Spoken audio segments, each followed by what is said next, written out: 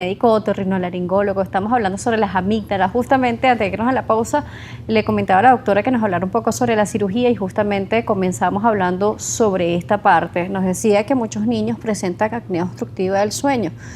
Se presentan como ahogaditos en la noche, no descansan bien, esas ojeras están mucho más pronunciadas, Así pero no es. rinden tampoco en las actividades que van a hacer, ¿no?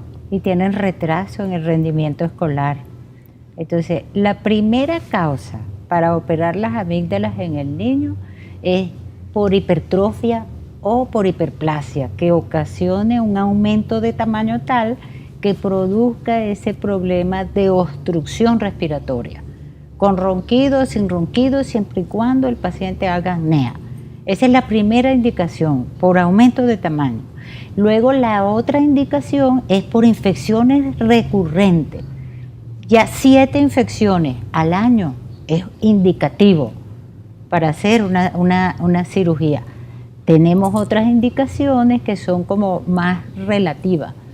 La otra indicación importante tanto en niños como adultos es cuando hay asimetría en el tamaño de las amígdalas, porque puede haber un tumor que por lo general en los adultos los tumores malignos por amígdala es el adenocarcinoma, o puede ser un tumor en los niños también maligno, como es el caso del linfoma. Entonces hay que tener pendiente eso cuando examinemos las amígdalas, esa simetría amigdalina. Hay otras indicaciones también para operar las amígdalas, como son esos pacientes portadores del estreptococo beta hemolítico del grupo A, pacientes que le dé una amigdalitis hemorrágica, pacientes que tengan repercusiones por esa toxina de la bacteria a nivel del cuerpo, bien sea problemas articulares.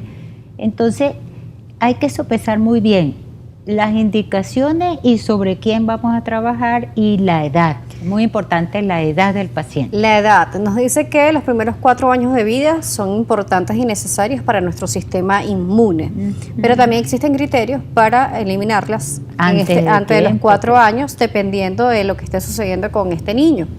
Ahora, ¿se le va a hacer exámenes preoperatorios igual como se le hace a un adulto? ¿Cuáles son los pasos a seguir? ¿Qué tipo de operación es? ¿Es ambulatoria?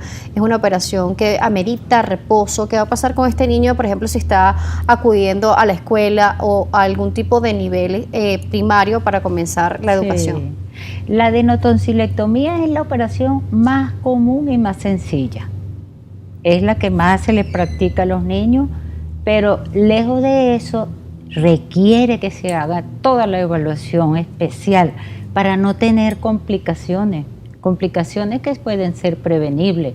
Entonces deberá tener sus exámenes de laboratorio completos, debe tener una rayos X del tórax, debe tener una evaluación cardiovascular preoperatoria, que le hagan su electro, porque el paciente nunca ha estado en contacto con anestesia y el cardiólogo va a revisar bien. Debe tener también la evaluación preanestésica, que el anestesiólogo va a revisar toda la evaluación y toda la historia del paciente y va a decir qué tipo de anestésico debe usar, cuáles medicamentos no debes colocar en ese paciente. Tenemos que evaluar muy bien si vamos a poner un tratamiento previo a la cirugía. Si es un paciente que tiene alguna patología previa, un problema valvular, hay que colocar antibióticos previamente, o si es un paciente que ha tenido un acceso o una infección, hay que poner primero tratamiento y enfriar un poco el proceso. Tenemos acá, justamente nos estaban preguntando, Sanel Ruedas nos decía que a qué edad se podía operar los niños, bueno, a partir de los 4 años. Preferiblemente a partir de los 4 años. Por supuesto, por acá también nos preguntaban lo siguiente, ¿cuál es la causa de las ojeras en los niños que no pueden respirar bien por la noche? Sí, es una de las principales causas. Por acá nos dice Hugo P238, ¿cuál es la diferencia entre adenocarcinoma y linfoma? Sí, el adenocarcinoma tiene mucho que ver, es un cáncer que deriva de las glándulas, mientras que el linfoma deriva de los linfocitos. Okay. Entonces el linfocito es una de las células predominantes en la estructura a nivel de las amígdalas. Las amígdalas tienen una estructura similar a todos los ganglios cervicales, a todos los ganglios que tenemos en el cuerpo. Cuando hablamos sobre las amígdalas, entonces, al eliminarla, ¿qué pasa con ese sistema de defensa de los niños? Por ejemplo, un niño que ya cumplió los 4 años, vamos a decir que ya cumplió la edad necesaria, tiene muchas dificultades, presenta la acné obstructiva, infecciones recurrentes y se decide hacer la operación. Una vez operado, ¿cuánto tiempo es el reposo de este niño para recuperarse? Y además, ¿cómo va a quedar ese sistema de defensa para él? Sí, el sistema inmune, una vez que se opera, se ha visto, hay estudios en donde sí bajan un poquito los niveles de inmunoglobulina y prácticamente al mes esos niveles ya se normalizan. Inmunoglobulina son los anticuerpos que forman los linfocitos, pero inmediatamente el niño a la semana ya está en su colegio, el niño a los 2 días ya está comiendo normal, mientras que el adulto operado de amígdalas dura 10 días para empezar a comer sólido.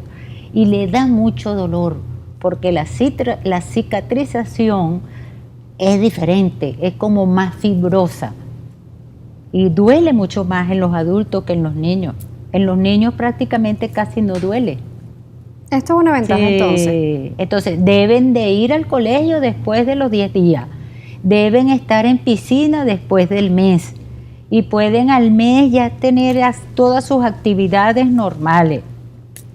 Y al no tener las amígdalas ya después de este tiempo de recuperación, estar expuesto a estos agentes, virus, las bacterias que usted nos explicaba, por el tipo de ambiente en donde se desarrolló el niño de manera natural, ¿va a ser más propenso de tener mayor infecciones por virus, por bacterias? No, todo lo contrario. Si les da una gripe rápidamente se reponen más rápidamente. Todo lo contrario. Sale Ruedas nos dice, mi hijo fue operado de las amígdalas a temprana edad, sin embargo hoy en día a sus 15 años aún sigue padeciendo de molestias o malestares. ¿Qué debo hacer? Y además, ¿en dónde ve la doctora, por favor? Sí, debe tener algún problema, bien sea de la vía aérea superior, o un goteo postnasal, o un problema de reflujo gastroesofágico, que esté irritando esa faringe que ya no tiene amígdala. Entonces, si respira por la boca cuando duerme, también tiene problemas con la garganta a pesar de estar operado. Pueden ser alguna de esas 3 cosas. Hay que revisarle muy bien a ver